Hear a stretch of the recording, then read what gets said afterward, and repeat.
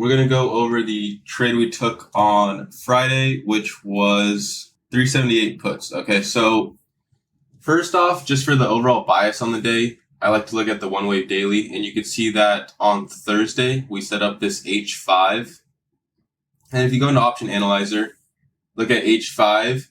If we were looking to make an H6, there's only a 3% chance of happening. And the reason that is because over the last 200 days, you can see only once have we actually made an H6 on the Wave 1 200-day daily.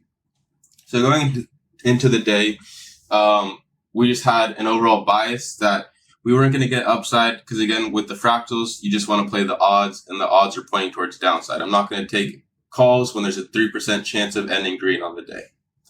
So after that, you go to the 7-wave 1 hour, which is something I really like to look at for QQQ. And you can see that we are up. When we opened up, we were above the 10% odds.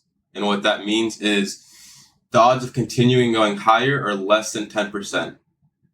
So only 10% of the time do we get up to this point. So obviously, we are not looking for a continuation of the upside. We're going to look for a reversal back to pivot, and that's what we got. On top of that, on the 10-wave 15-minute, you can see here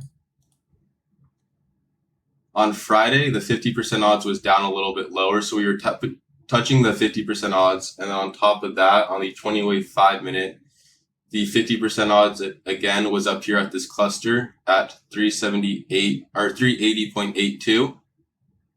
And this is where Sam's chart comes into play, which I really like to look at when I'm trading. You can see here, we had the 50-day and 200-day yellow average between 380.82 and 381.06. And again, remember that cluster we had on the 20-wave 5-minute right here was at 380.82. And where was Sam's zone starting at? 380.82. So up on the test here, we had confluence that today was going to be a red day because of the 1-wave 200-day daily. On top of that, the 7-wave 1 hour was past the 10% odds. Odds of continuation higher are very, very small. And then on the 10-wave 15-minute, we were touching the 50% odds. On the 20-wave 5-minute, again, the 50% odds isn't there right now because it updated throughout the day. But we were at the 50% odds and a cluster, which aligned with Sam's chart. So this was your entry for puts. And then your first take profit would be the average range. Next would be the top of yellow box. And then third would be the bottom of yellow box. After that, you just hold runners. And I think down here, they were up around 400%. So those were kind of the things I was looking at for the trade on Friday. Again, I think this is an A+, A+ setup. When we have these trend weeks, where we get up here making these H4s, H5s, that's when I'm really looking for a pullback the following day. Because again, the fractals, we just look to play the odds. And when the odds are that heavily in your favor, like this, only 3% chance of upside, that's when you're really looking to find these perfect entries and just write it down all day. And then next up, we can go over Sam's. He didn't get in at the top here, but then he got the perfect re-entry. So he's going to show you guys the reasoning behind that. So before I started streaming, like A-Train said, I mean, going into Friday, we had already formed, what was it, an H4, H5? Going into the day, I was looking for short setups just as is. And I didn't end up getting out of work till like 10 o'clock. 9:45, 10. And I saw A-Train already caught 200% off puts at open.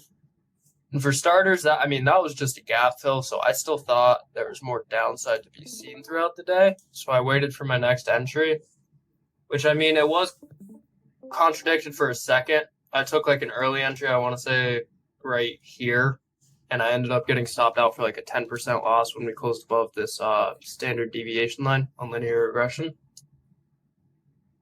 But we came back, we retraced, I think this was 50% of the move. And when we tested, this is our wave 101 minute pivot. We tested it once, twice, and failed to break it. But on the third time, we broke it.